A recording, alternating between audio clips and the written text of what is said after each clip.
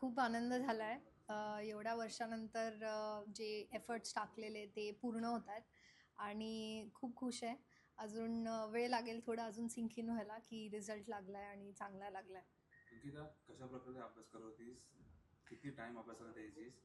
घरच्यांना पण टाइम देत होतीस का? हे मागचे 3-4 वर्ष जे चालू होते माझे यू पी एस सीचा जो माझा प्रवास होता, तसं फ्रॉम डे वन बऱ्यापैकी मी कन्सिस्टंट किंवा हार्डवर्क जे आहे ते कन्सिस्टंटली एफर्ट्स पुट इन करत होती.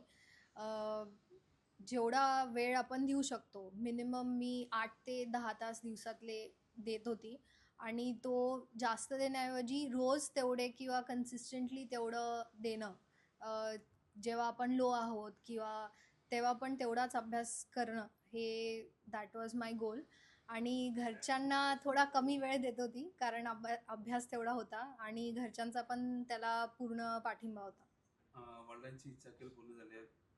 काय सांगशील तू? त्याचा रिझल्ट लागला, घरी येऊन तू सांगितलं असेल, वडिलांची आणि आईची रिएक्शन नक्की कशा होत्या? वडिलांची आणि आईची रिॲक्शन ही माझ्यापेक्षा जास्त चांगली होती. माझ्यापेक्षा जास्त ते खुश होते.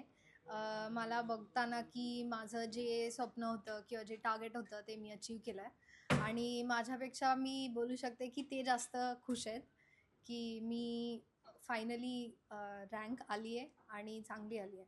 आता जे बाकीचे UPSC विद्यार्थी असतील, ते महागाईला अभ्यास करत असतील, त्यांना तू कशा प्रकारचा काय संदेश देशील? जे काही विद्यार्थी आहेत जे अभ्यास करतायत किंवा विचार करतायत ही परीक्षा द्यायची, मी त्यांना हेच बोलेल की हार्डवर्क इज द ओनली की. मेहनत घेणं हे आपल्या हातात आहे आणि ती आपण घेतलीच पाहिजे. नुसती मेहनत हाच एक कॉम्पोनंट नाही आहे. स्मार्ट वर्क ज्याला आपण बोलतो ते पण खूप गरजेचं आहे आणि पर्सिस्टन्स मी बोलेन की अजून एक क्वालिटी आहे जी अजून एक महत्त्वाची आहे. खचून न जाता कुठला नेगेटिव्ह रिझल्ट आला किंवा आपण कुठे कमी पडलो तर त्याला धरून न बसता त्याला चांगल्यापैकी ॲनलाइज करणं आणि परत आपण कुठे कमी पडलो हे शोधणं आणि परत तेवढ्याच जिद्दीने किंवा त्याच्यापेक्षा जास्त जिद्दीने परत देणं, हे मी बोलेन की जे काही विद्यार्थी आहेत त्यांनी लक्षात ठेवावं.